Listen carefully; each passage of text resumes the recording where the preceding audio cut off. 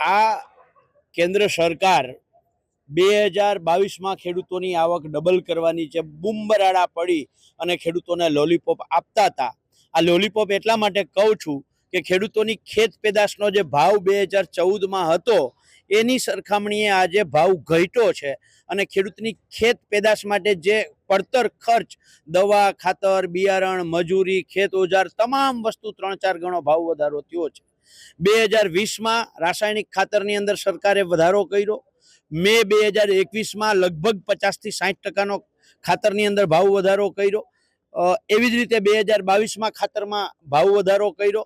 અને આજે ઇફકોનો જે એક પત્ર મને મળ્યો છે, આ પત્રમાં એનપીકે જે 12-32-16 અને 26-26 જે ખાતર છે, આ બંને ખાતરની અંદર એક બેગે 250 રૂપિયાનો વધારો કરી અને આ સરકારે ખેડૂતના ખિસ્સામાં ખાતર પાડવાનું કામ કર્યું છે.